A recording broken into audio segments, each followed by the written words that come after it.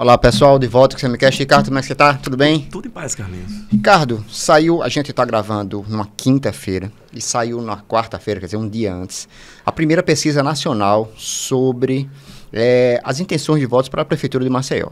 Certo? E o Instituto Nacional, o Instituto Paraná. A gente já sabia que a distância era muito grande e tudo mais, mas mesmo assim os números foram um tanto chocantes, né? Numa dos quadros, o JHC aparece com 54, alguma coisa por cento. E o segundo lugar, Rafael Brito, com o Estado. O segundo lugar é o Alfredo Gaspar. Mas e o Davi dentre os que são. Terceiro, né? O Alfredo chegou a ter 14, o Davi não chegou a ter 11.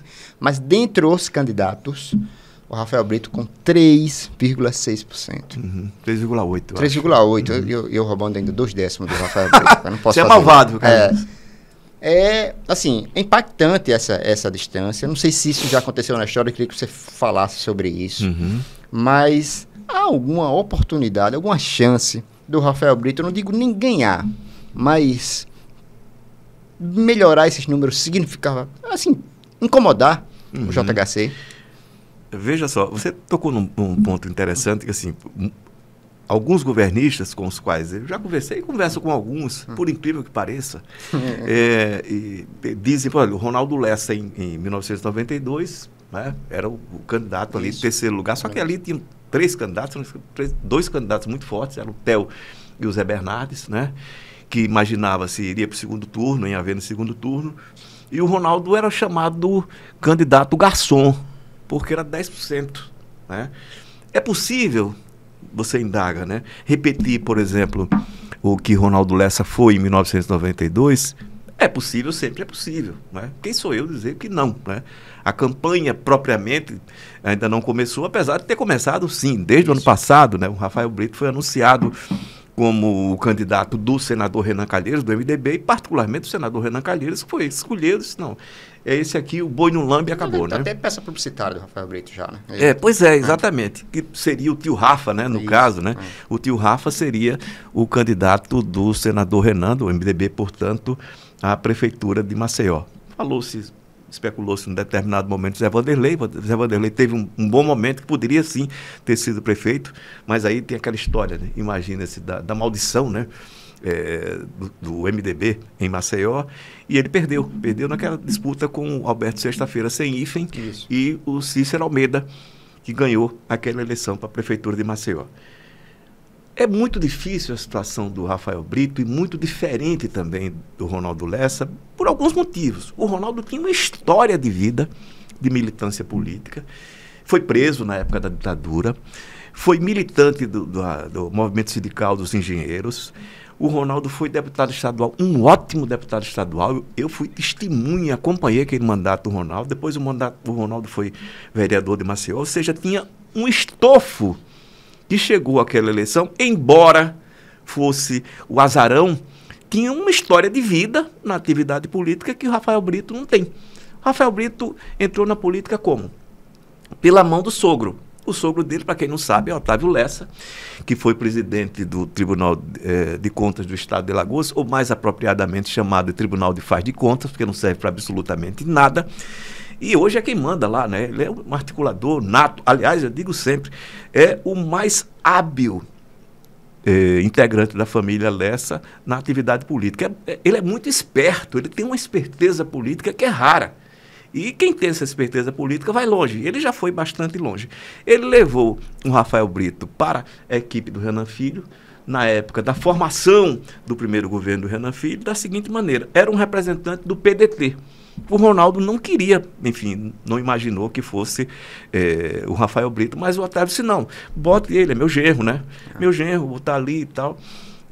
E colocou ele no governo Renan Filho, e eles se deram muito bem. Ele e o Renan Filho, né, se deram muito bem, tinham os mesmos gostos, os mesmos hábitos, e etc. E ali eles se alinharam de tal maneira que depois o Renan Filho fez o Rafael Brito deputado federal. E fez, diga-se passagem, com muita grana também. Tem uma ação, né, de cassação de mandato no Tribunal Regional Eleitoral que se fala 250 milhões de reais que a Secretaria de Educação gastou. Está na ação de investigação judicial eleitoral. tá certo lá, aguarda-se o julgamento, provavelmente é o que se imagina agora em julho, e é uma coisa muito séria, né? Entre outras coisas, porque o projeto Escola 10, né, estabelecia uma bolsa para estudantes em condições de vulnerabilidade social e, de repente, nem isso eles obedeceram. Está lá na própria ação escrita, graudamente, né? Nem a própria especificidade criada pelo governo do Estado para distribuir aquele dinheiro foi respeitada pelo próprio governo. E aí foi dinheiro a rodo. Não é brincadeira, 250 e tantos milhões de reais, não é brincadeira. E aí o que acontece? O Rafael Brito é o nome do governo. Isso. Ele está empatado, tecnicamente, na pesquisa do Paraná Pesquisa, com o Lobão, que tem 2,2, né? 2,6, alguma coisa assim, né? E com o Ricardo Barbosa, do PT. É um empate técnico. E a gente está falando de um cara que vem assim, com nome, né, na mídia intensamente, até porque a rede de propaganda do governo é muito grande. Ela se espalha, né?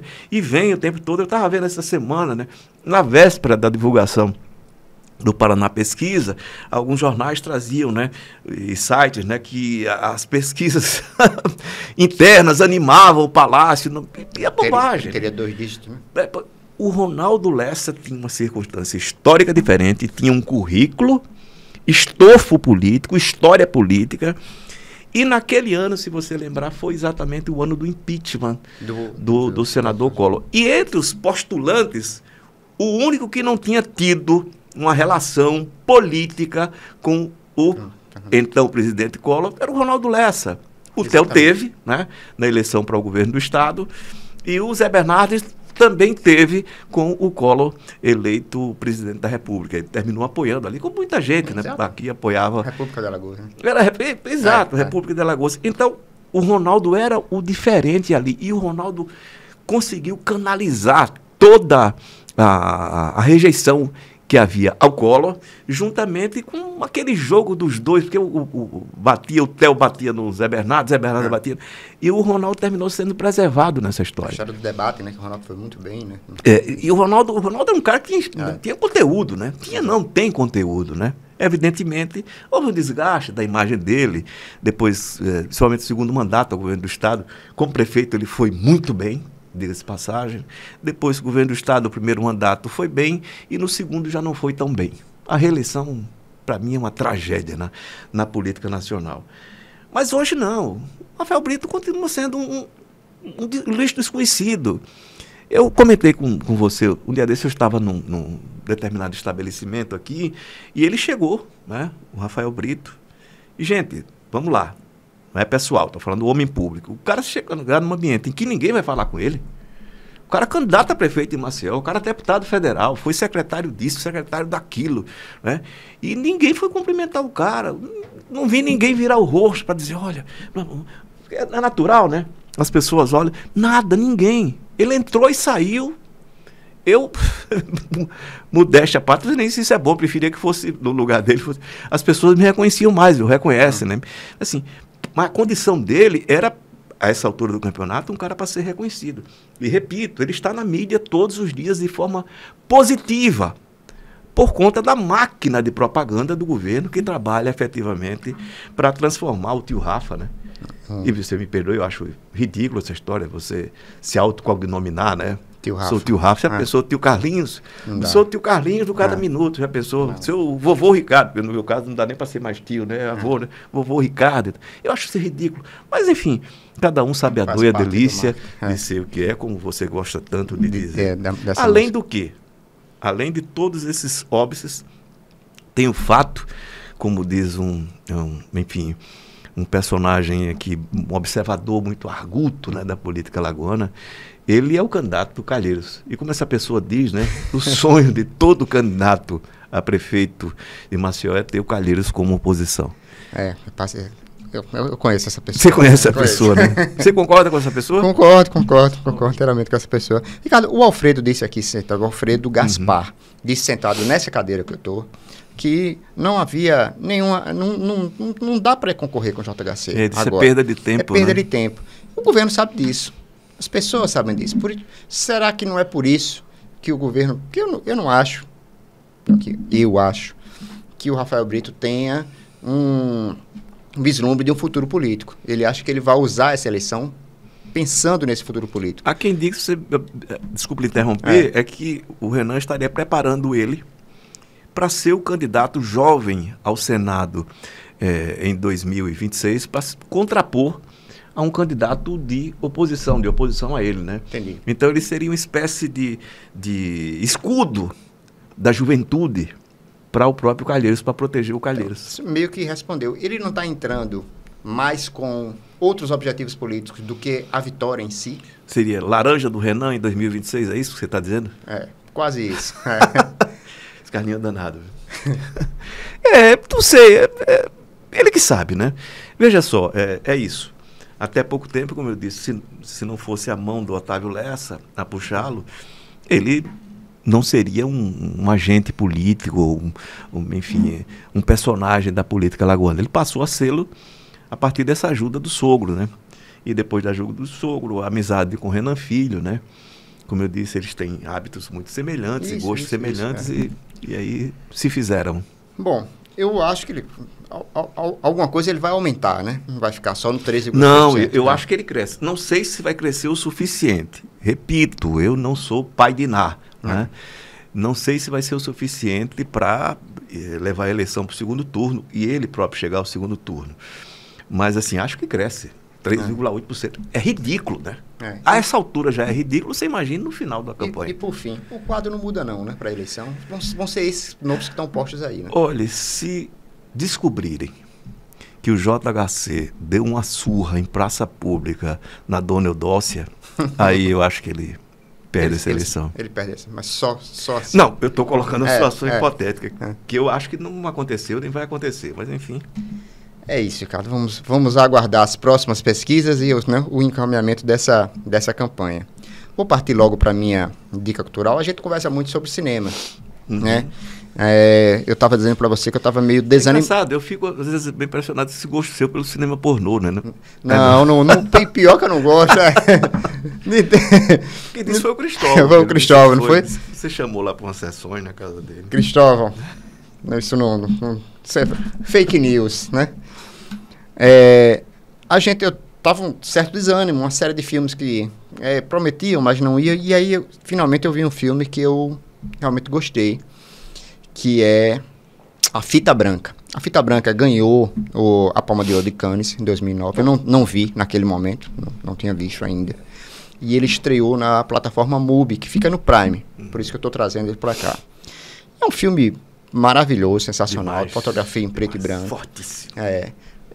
Um filme importante porque ele tem uma mensagem sobre punição, sobre uma vila na Alemanha. O diretor é austríaco, mas ele é sobre essa questão de como nasce a raiva, o ódio. Uma geração inteira ligado. O filme se passa pouco antes da Primeira Guerra Mundial, numa vila na Alemanha. E tem um elenco infantil maravilhoso, crianças sensacional, né? E essas crianças são tratadas com muito rigor, né? Para ficar bem ao modo alemão, bem ao modo alemão, né?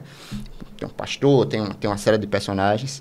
E essas crianças, e é uma alusão que o diretor faz, essas crianças se tornariam adultos na época da ascensão do nazismo na Alemanha. Então, ele mesmo meio que cria uma ponte entre como a população alemã foi criada e como essas pessoas ficaram propícias a receber a mensagem e aceitar a mensagem que aceitaram. O filme é bonito, não é um filme fácil, não é um filme para todo mundo, mas é um filme belíssimo. A Fita Branca está lá no MUBI, no Prime. E a sua dica, Ricardo? É um achado esse filme, viu, Carlinhos? Eu já vi 2 vezes, realmente é fantástico. É como você disse, é um filme pesado, né? Mas é a preparação daquela geração que recebeu, né, o nazismo de braços abertos. A gente não pode esquecer que a ascensão do nazismo se deu, inclusive, pela violência da juventude nas ruas, né?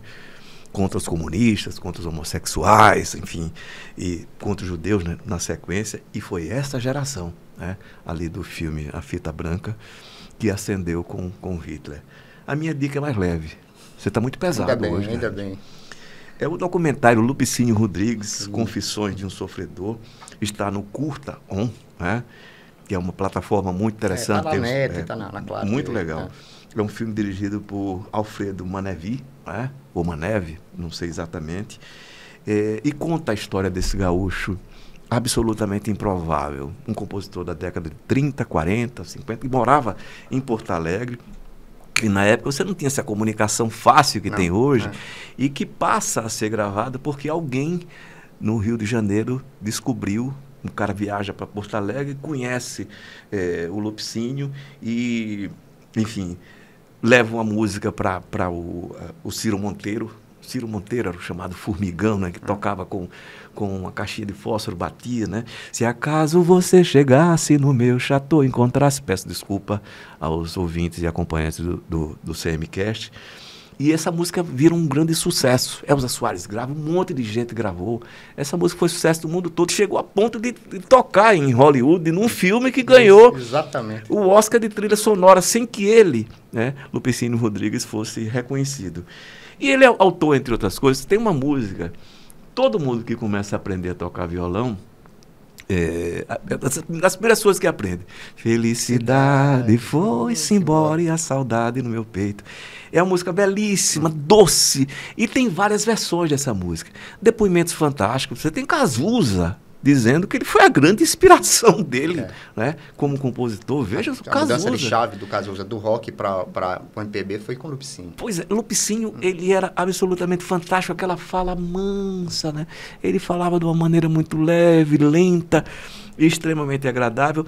E foi sucesso 30, 40 e 50, e depois foi esquecido, porque acontece mesmo, e retornou, e hoje virou um clássico. Todo mundo gravou, de alguma forma, o Lupicínio Rodrigues, o Caetano gravou, enfim, a Gal Costa gravou, né, música bonita. Quantas noites não durmo, lindíssima essa música. As músicas dele são muito bonitas. Dor de Cotovelo, né, indagado porque as músicas dele eram Dor de Cotovelo. Não quero dar muito spoiler, não, vale muito a pena ver. Ele dizia, porque eu sofri uma dor de amor muito grande, dor de cotovelo, então eu reflito isso nas minhas músicas. Uma figura fantástica, vale muito a pena. Um homem muito leve, que passou pela vida de forma marcante e me parece agradável. Vivia do jeito que ele queria, voltou para Porto Alegre, era um boêmio de todas as noites. No final se pergunta a ele se essa juventude hoje, essa turma, os artistas, né, acompanham ele. Não, fala assim, não, os meninos hoje têm que dormir cedo. E ele ficava até 8 horas, 9 horas da manhã. Você me permite, eu me lembrei de uma história agora do Ciro Monteiro, né, que foi o cara que puxou ele para o país, né? E, enfim, ele diz também que deve muito da carreira dele ao Lupicínio, que ele ia toda semana, tinha uma feijoada que Dona Zica fazia. Dona Zica da Mangueira. Da Mangueira, mulher do Cartola, fazia uma feijoada e chamava, né, o pessoal do samba. Aí ele ia toda semana lá. E só que ele comia muito. Ciro Monteiro comia, se esbaldava, né? E um dia ele começou a passar mal. Suar, e foi arriando e tal. E o pessoal foi lá acudindo ele. E aí Dona Zica disse, vou fazer um chazinho e tal, pra você tomar pra melhorar. Ele sentado lá suando. Ela deu chá, quando pegou e disse, não sai uma bolachinha não, Dona Zica? É isso. É isso, Ricardo. É bem mais leve mesmo. Um grande abraço, Ricardo. Um grande abraço para todo mundo. Vale a pena.